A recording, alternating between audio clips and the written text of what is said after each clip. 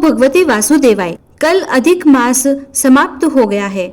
अधिक मास की कथा के लिए आप लोगों ने हमें बहुत स्नेह दिया, उसके लिए आप सभी का बहुत बहुत आभार। आज हम आपके लिए वापस से लेकर आए हैं जेठ महीने की कथा और आज हम सुनते हैं जेठ महीने की कथा का 16वां अध्याय।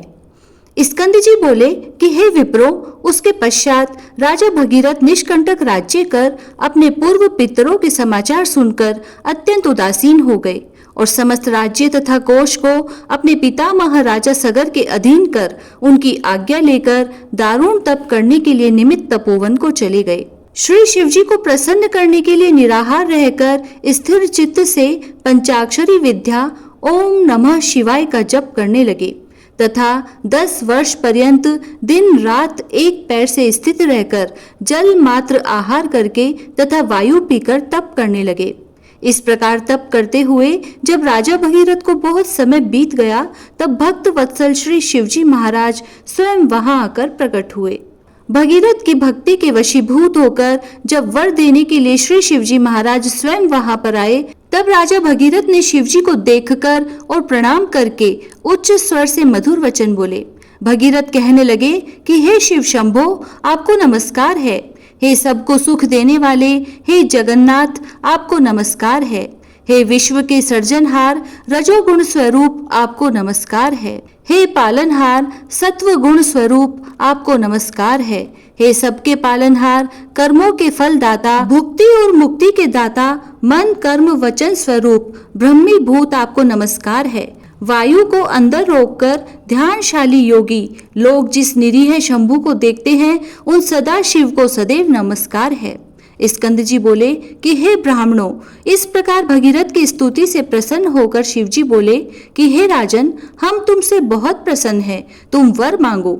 ऐसा सुनकर राजा भगीरथ बोले कि हे शिव, यदि आप मुझ पर प्रसन्न हैं तो मुझको आप दृढ़ भक्ति प्रदान करें और पितरों की विशुद्धि के लिए सिद्धा श्री गंगा जी को लाइए। शिव जी कहने लगे कि राजन, वह गंगा स्वर्ग में वास करती है, गंगा जी को यहाँ लाने का हम में सामर्थ्य नहीं है। त्रैलोक्य से वंदना किए जाने वाले श्री विष्णु भगवान की तुम वंदना करो। जिस उपाय से श्री विष्णु भगवान तुम पर प्रसन्न हो, वही उपाय करो। वह प्रसन्न होकर स्वयं तुम्हारे पास चले आएंगे। हम उस परम गुप्त व्रत को तुमसे कहेंगे। हे राजन, प्रथम सूर्य पुत्र ने भगवान विष्णु की स्तुति की और नमस्कार कर उनको प्रसन्न किया। प्रसन्न होकर भगवान विष्णु ने उस गोप्य व्रत को करने के लिए उनसे कहा और उसकी विधि आदि भी समझाई। उसके पश्चात बहुत दिनों तक भगवान विष्णु ने उस व्रत को गुप्त रखा। इस समय उस व्रत को मैं तुमसे कहता हूँ, तुम विधि पूर्वक उस व्रत को करो। ज्येष्ठ मास में प्रातः काल उठकर विधि पूर्वक स्नान करो तथा त्रिविक्रम यानी बामन भगवान का पूजन करो।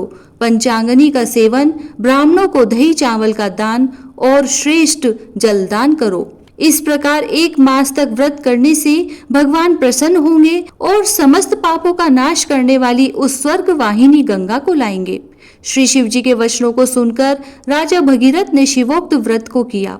उस व्रत के अनुष्ठान मात्र से श्री विष्णु भगवान राजा भगीरथ के समीप आ गए। उन भगवान विष्णु की स्तुति तथा नमस्कार कर उनसे परम पावनी गंगा जी के लिए राजा भगीरथ ने याचना की। तब विष्णु भगवान बोले कि हे भद्र भगीरथ, तुम मंदाकिनी के पवित्र तट पर मेरे साथ चलो। वहां चलकर जप, हवन, स्नान, द्विज तर्पण यानी ब्राह्मण भोजन और भक्ति युक्त चित्त से अनशन व्रत करो। इस प्रकार 1 वर्ष तक इस व्रत को करते रहो। पश्चात वह गंगा तुम्हारे साथ चली जाएगी। भगवान विष्णु के वचनों को प्रमाण मानकर राजा भगीरथ ने विष्णु भगवान के साथ मंदाकिनी के सुंदर तट भाग में स्थित होकर विष्णु भगवान के कहे हुए व्रत का परम भक्ति से अनुष्ठान किया। तब श्री सरधीरा गंगा प्रसन्न हो गई और राजा भगीरथ के सामने सुंदर नेत्रों वाली स्त्री रूप में प्रकट हो गई। यही त्रिपथा गंगा है। ऐसा जानकर भगीरथ ने इनकी स्तुति की और मंदाकिनी प्रसन्न होकर बोली कि हे राजन, तुम मुझसे वर मांगो। ऐसे वचन सुनकर राजा भगीरथ बोले कि हे भद्र, मेरे साथ पृथ्वी पर पितरों की मुक्ति के लिए चलिए। भगीरथ को तथास्तु कहकर वह गंगा उसके साथ पृथ्वी तल को गई।